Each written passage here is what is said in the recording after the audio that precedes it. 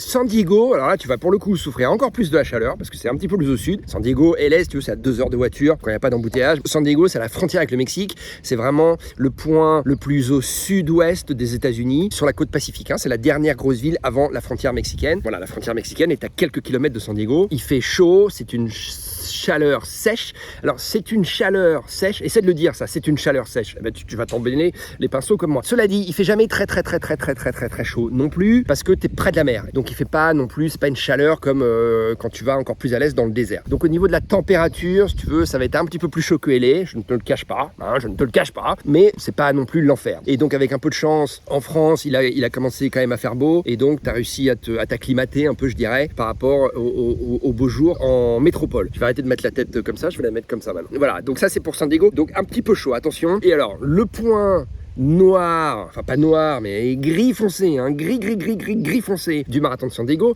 Le marathon de San Diego, c'est une organisation Ironman. C'est un rock'n'roll marathon, il fait partie de la série rock'n'roll, et donc ça appartient à Ironman. Donc tu retrouves une organisation relativement carrée, propre, il n'y a rien à dire sur l'organisation. Cela dit, au niveau du parcours, je trouve que, je comprends, c'est-à-dire que San Diego c'est une grosse métropole, mais s'ils arrivent à le faire à LA, je ne vois pas pourquoi ils n'arrivent pas à le faire à San Diego. À LA, tu cours dans les quartiers de LA, tu te retrouves jamais sur l'autoroute. À San Diego, tu te retrouves sur l'autoroute.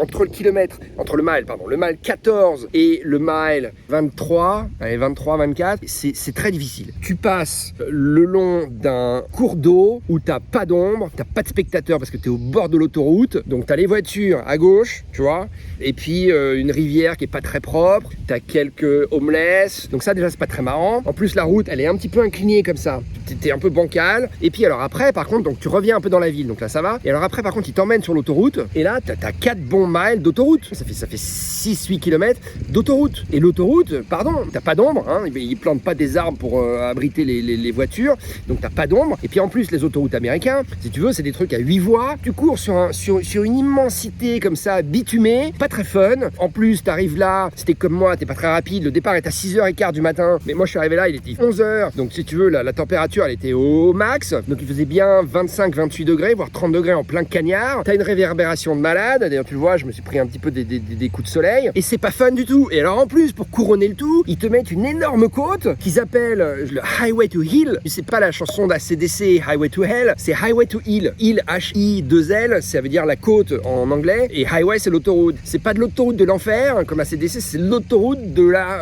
côte. Bon voilà, pour la traduction littérale. Mais du coup, non seulement t'es sur l'autoroute, mais en plus tu te payes une sacrée côte sans ombre. C'est hyper dur. Alors par contre, le point positif, si tu veux, c'est que comme c'est un rock'n'roll marathon, t'as quand même des DJ et des orchestres de musique un peu partout, et des DJ notamment sur cette côte, tous les 400-500 mètres, t'as un DJ qui te passe de la techno, de la house à donf, et ça c'est vrai que ça te booste pas mal. Je dois dire que personnellement, pourtant j'étais bien à la ramasse, j'ai pas marché sur cette côte, non parce que c'est pas une côte comme ça, c'est pas les Alpes, c'est une côte, en plus en virage, mais bon elle est quand même assez longue, je sais pas combien elle fait cette côte, mais elle fait bien 2 km facile, bon, j'exagère, allez 1,5 km, donc c'est pas hyper radical, mais si tu veux c'est en plein cagnard, ça monte, mais t'as les DJ, et alors les DJ c'est vrai qu'ils te mettent quand même une sacrée ambiance, et du coup bon, c'est vrai que ça te rebooste un petit coup. Donc ça c'est le point gris, c'est la course sur l'autoroute, plus cette grosse côte, là tu te dis, parce que San Diego si tu veux c'est une mer, c'est une ville au bord de la mer, c'est hyper sympa, et pourquoi est-ce qu'ils n'arrivent pas, comme ils le font à Los Angeles, à faire un parcours qui reste à l'intérieur de la ville de San Diego? C'est pas un marathon avec beaucoup de